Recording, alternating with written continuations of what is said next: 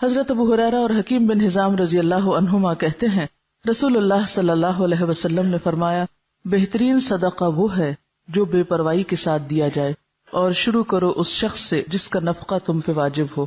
یہاں لفظ زہر غنن استعمال ہوا ہے۔ زہر کا مطلب ہوتا ہے پیچھے، اور غنا کا مطلب ہوتا ہے مالدار ہونا یا غنی ہونا، یعنی جب تم صدقہ کرو تو سب کچھ نہ دے ڈالو بلکہ اپنے لیے بھی کچھ باقی رکھو۔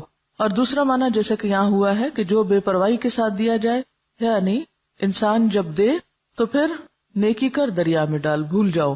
ایسا نہیں کہ تم دینے کے بعد پیچھا کرنا شروع کر دو، لینے والے پر احسان جتاؤ یا اس کو اذیت دو۔ اور اسی طرح ابتدا اس سے کرو جو تمہارا قریبی ہو، یعنی جن کی کفالت تم پہ فرض ہے، اپنے بیوی بچوں سے، اپنے گھر والوں سے، اپنے رشتہ داروں سے۔ اب یہاں پر بہترین صدقہ نمبر 1 اس شخص کا صدقہ جو دل کے اطمینان کے ساتھ خرچ کرے، دے کے بھول جائے، لینے والے کو دکھ نہ دے۔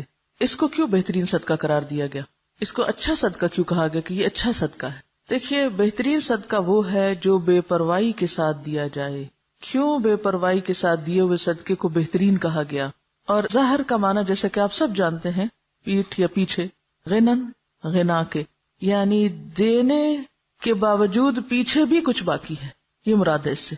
اور دوسرا، اگر غنا کو غنن نفس قرار دیا جائے تو اس سے مراد یہ کہ دینے کے بعد پھر آپ فقر یا محتاجی سے نہ ڈریں، جس کو دیا اس پر احسان نہ جتائیں اور بے فکر ہو جائیں کہ ضائع نہیں ہوگا، ریٹرن آئے گا۔ ہونا تو یہ چاہیے تھا کہ سب کچھ دے ڈالنے کو بہترین صدقہ کہا جائے، لیکن یہاں یہ کہا جا رہا ہے کہ سب کچھ دے ڈالنا بہترین صدقہ نہیں۔ بہترین صدقہ وہ ہے کہ جب آپ دیں تو دینے کے بعد آپ خود محتاج نہ ہو جائیں۔ قرآن پاک میں اس کے بارے میں ایک آیت آتی ہے، کیا؟ وَلَا تَجْعَلْ يَدَكَ مَغْلُولَةً إِلَىٰ عُنُقِكَ وَلَا تَبْسُطْهَا كُلَّ الْبَسْطِ فَتَقْعُدَ مَلُومًا مَحْسُورًا۔ لا تبسطها كل البسط، اسے روکا گیا ہے، سب کچھ دے ڈالنے سے روکا گیا ہے۔ کیوں؟ فتقعد ملوما محسورا، ورنہ تم خود عاجز، محتاج، درماندے، ملامت زدہ ہو کے بیٹھ جاؤ گے، خود لوگوں کے آگے ہاتھ پھیلانے لگو گے۔ اور بہترین صدقہ کون سا ہے؟ جو تم سب سے پہلے اپنے گھر والوں کے اوپر خرچ کرتے ہو۔ اب گھر والوں پہ خرچ کرنا فرض ہے، تو فرض کی ادائیگی پر اجر بھی زیادہ ہے، جیسے نفل پر بھی ثواب ہے، لیکن اگر آپ فرض نماز چھوڑ کر نفل پڑھ رہے ہیں تو نفل فائدہ مند نہیں، پہلے فرض ادا کریں۔ اسی طرح جب آپ باہر دینے لگے تو پہلے دیکھ لیں کہ گھر والوں کے پاس ہے یا نہیں۔ اب آپ سوچ رہے ہوں گے کہ وہ پھر ان صحابی نے گھر والوں کو بھوکا چھوڑ کے دوسروں کو کیوں دیا؟ بتائیے، ہر حکم کے اندر استثنائی صورتیں موجود ہوتی ہیں۔ جیسے غزوہ تبوک کے موقع پر حضرت ابوبکر نے جب سب کچھ دیا تو وہ ایک ایمرجنسی کی کیفیت تھی، اس وقت دین کے جغرافیائی سرحدیں جو ہیں ان کی حفاظت بھی مقصود تھی۔ اگر اس وقت مال خرچ نہ کیا جاتا اور بیوی بچوں اور گھر کو دیکھا جاتا تو پھر اگر دین ہی باقی نہ رہتا تو باقی کیا باقی رہتا؟ تو ایک بڑی ضرورت آ گئی سامنے۔ کچھ چیزیں ہیں جو عام حالات کے لیے اور کچھ ہیں جو خاص حالات کے لیے ہوتی ہیں۔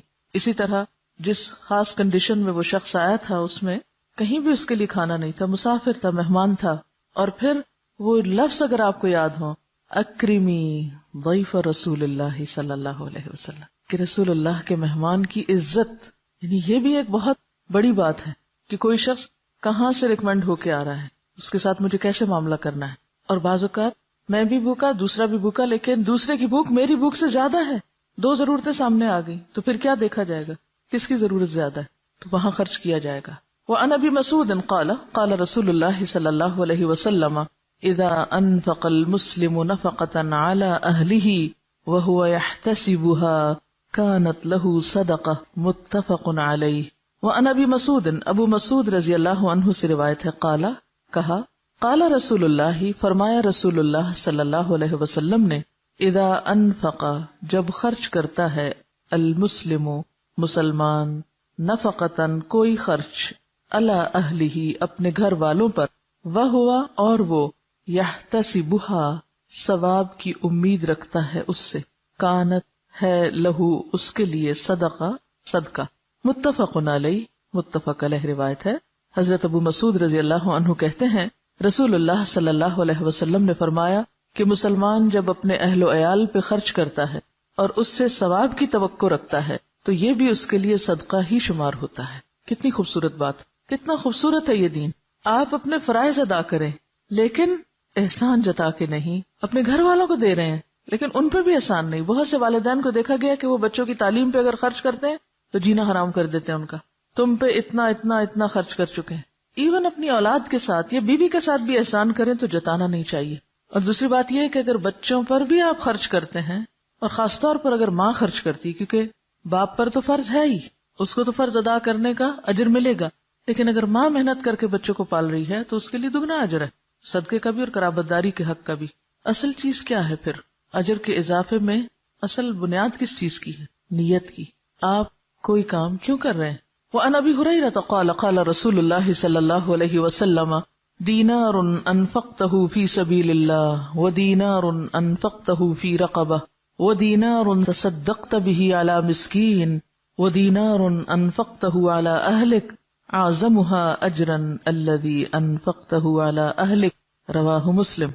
عن ابی ہریرہ، ابو ہریرہ رضی اللہ عنہ سے روایت ہے، قال کہتے ہیں قال رسول اللہ صلی اللہ علیہ وسلم، رسول اللہ صلی اللہ علیہ وسلم نے فرمایا دینار ایک دینار انفقتہ خرچ کیا تم نے اس کو فی سبیل اللہ اللہ کے راستے میں، ودینار اور ایک دینار انفقتہ خرچ کیا تم نے اس کو فی رقبۃ گردن چھڑانے میں، ودینار اور ایک دینار تصدقت بہ صدقہ کیا تم نے ساتھ اس کے علی مسکین اوپر مسکین کے، ودینار اور ایک دینار انفقتہ خرچ کیا تم نے اس کو علی اہلک اپنے گھر والوں پر، اعظمها اجرا سب سے بڑا اجر کے اعتبار سے، الذی وہ ہے جو انفقتہ خرچ کیا تم نے اس کو علی اہلک اپنے اہل و عیال پر. رواہ مسلم، اسے مسلم نے روایت کیا ہے. حضرت ابو ہریرہ کہتے ہیں کہ رسول اللہ صلی اللہ علیہ وسلم نے فرمایا کہ ایک دینار وہ ہے جو تو خدا کی راہ میں خرچ کرے، ایک دینار وہ ہے جس کو تو غلام آزاد کرنے میں خرچ کرے، ایک دینار وہ ہے جس کو تو مسکین پر صدقہ کرے، ایک دینار وہ ہے جس کو تو اپنے اہل پر خرچ کرے. ان سب میں اپنے اعتبار سے سب سے بڑا دینار وہ ہے جس کو تو اپنے گھر والوں پہ خرچ کرے.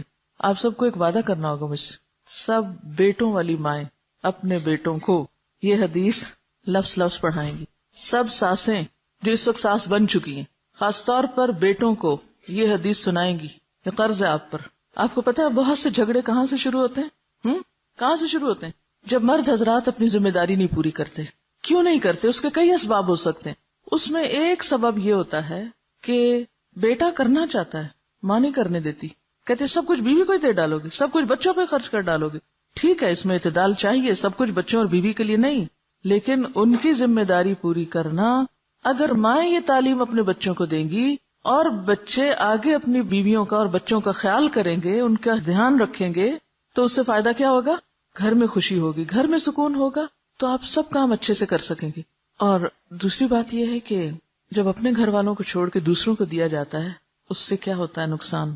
جو لے کے جاتے ہیں ان کے لیے دلوں میں نفرت اور عداوت پیدا ہوتی. پھر اوپر سے کہا جاتا ہے کہ آپ پھوپھی کے ساتھ اچھا سلوک نہیں کر رہے، آپ فلاں کے ساتھ اچھا نہیں کر رہے.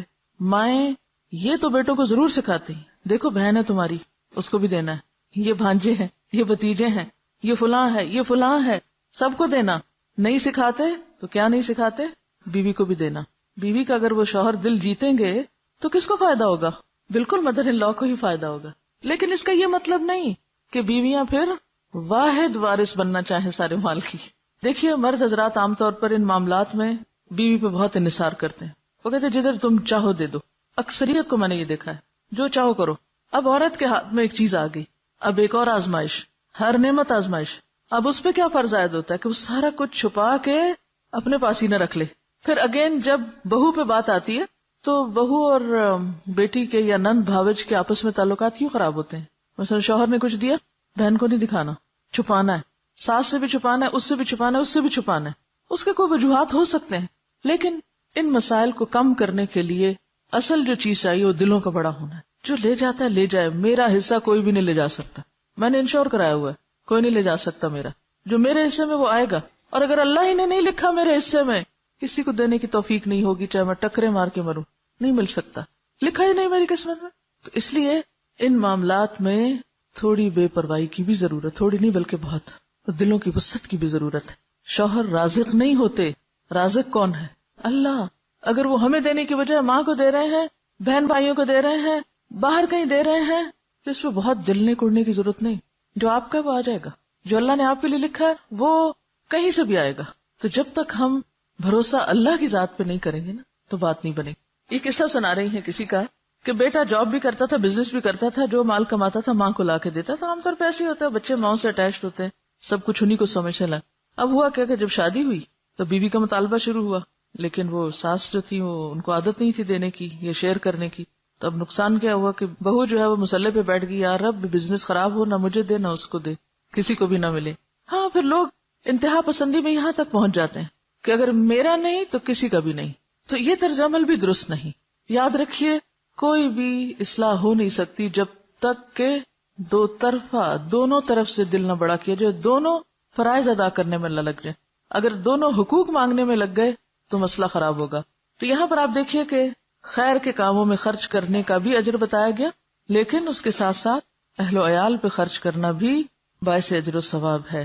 اور ذمہ داری میں نے آپ پہ امانت ڈال دی ہے، بیٹوں کو یہ حدیث سنانی ضرور ہے اپنی زبان سے. وَأَنْ ثَوْبَانَ قَالَ قَالَ رَسُولُ اللَّهِ صلی اللہ علیہ وسلم افضل دینار ينفقه الرجل دینار ينفقه على عیاله ودینار ينفقه على دابته في سبیل اللہ ودینار ينفقه على اصحابه في سبیل اللہ. رواہ مسلم. وَأَنْ ثوبان رضی اللہ عنہ سے روایت ہے، قال کہا، قال رسول اللہ صلی اللہ علیہ وسلم کہ رسول اللہ صلی اللہ علیہ وسلم نے فرمایا، افضل دینار بہترین دینار، ينفقہ خرچ کرتا ہے اس کو، الرجل ایک شخص، دینار وہ دینار ہے، ينفقہ جسے وہ خرچ کرتا ہے، علی عیالہ اپنے گھر والوں پر، ودینار اور دینار، ينفقہ خرچ کرتا ہے اس کو، علی دابتہ اپنی سواری پر، فی سبیل اللہ اللہ کے راستے میں، ودینار اور ایک دینار، ينفقہ خرچ کرتا ہے اس کو، علی اصحابہ اپنے دوستوں پر، فی سبیل اللہ اللہ کے راستے میں. رواہ مسلم، اسے مسلم نے روایت کیا. حضرت ثوبان کہتے ہیں کہ رسول اللہ صلی اللہ علیہ وسلم نے فرمایا کہ بہترین دینار جس کو آدمی خرچ کرتا ہے وہ دینار ہے جس کو وہ اپنے گھر والوں پہ خرچ کرتا ہے، اور وہ دینار جس کو وہ اپنے اس جانور پہ خرچ کرتا ہے جس کو پالا ہے اس نے اللہ کے راستے میں جانے کے لیے، اور وہ دینار جس کو وہ خرچ کرتا ہے اپنے دوستوں پر اللہ کے راستے میں. اسے مسلم نے روایت کیا. اب آپ دیکھیے کہ پھر سب سے پہلے گھر والوں کی بات ہے. گھر والوں کو مطمئن کرو، کیونکہ جب انسان گھر والوں کو مطمئن کر دیتا ہے نا تو وہ اس کے مددگار بن جاتے ہیں. جب وہ مددگار ہو جاتے ہیں تو ان سے بہتر مددگار پھر کوئی نہیں ہوتا. آپ کے لیے زندگی آسان ہو جاتی ہے. اور آپ نے دیکھا ہوگا اکثر کہ اگر گھر کے اندر چخبخ ہے، گھر کے اندر کھینچا تانی ہے، تو آپ باہر کتنا بھی سکون کا وقت گزار کے آئیں، جب تک گھر میں سکون نہیں تو زندگی بیکار ہے. گھر میں سکون لینے سے نہیں دینے سے آتا ہے. آپ دینے والے بن جائیں، خدمت کرنے والے بن جائیں، محبت کرنے والے بن جائیں، دینے والے بن جائیں، تو آپ دیکھیں گے کہ بہت ساری خوشیاں جو آپ کروڑوں میں نہیں خرید سکتے وہ آپ کے حسن سلوک سے آپ کو ملنے لگیں گی، آپ کی بے نیازی سے آپ کو ملنے لگیں گی، آپ کے اللہ پہ توکل اور بھروسے کی وجہ سے آپ کی طرف پلٹیں گی. تو یہاں پر آپ دیکھیے کہ سب سے افضل دینار گھر والوں پہ خرچ کرنا. آپ نے گھر والوں کو کھلا دیا، پلا دیا، ضرورت کی چیزیں دے دی، پوری کر دی، وہ مطمئن ہے. اب آپ نکلیے باہر جانے کے لیے سواری چاہیے، اور سواری اللہ کے دین کے لیے. آج کل کوئی دابا یعنی کوئی جانور وغیرہ، جیسے گھوڑا گدھا تو نہیں ہوتا، لیکن گاڑیاں شاید گھوڑوں گدھوں سے بھی زیادہ خرچہ مانگتی ہیں. ہر تھوڑے دن کے بعد پیٹرول کی قیمت اوپر چلی جاتی. جب اوپر جاتی تو آپ سوچتے ہیں اوہ میرا فلاں اور فلاں وزٹ، اس کا کیا بنے گا. پہلا خیال یہ نہیں آتا گھر کے کاموں کا کیا، پہلا یہ آتا اوہ اب تو شاید میں پڑھنے نہ جا سکوں، اب تو شاید میں فلاں جگہ درس پہ نہ جا سکوں، پیٹرول بہت مہنگا ہو گیا. اب یہ جو آپ صدقہ باہر ادھر ادھر کرتے رہتے ہیں، وہ صدقہ اپنے ہی گاڑی میں کریں، یا گاڑی کی مرمت. آپ کو پتا ہے کہ گاڑی کی مرمت بھی پھر ہزاروں مانگتی ہے، اسی گاڑی پہ لگائیں. اگر آپ کو کسی اور کو دینے کی نہیں بھی فرصت ملی تو جو گاڑی آپ اللہ کے راستے میں استعمال کر رہے ہیں وہ پیٹرول کھائے یا موبائل یا پھر مرمت CNG واٹ ایور، وہ کیا ہے؟ فی سبیل اللہ، صدقہ ہے. گاڑی پر لگانا صدقہ ہے. اور اگر آپ صدقے کی نیت سے لگائیں گے کہ یا رب یہ سواری اللہ کے راستے میں مجھے دور دور لے جاتی ہے، تو بہترین صدقہ ہے. اور پھر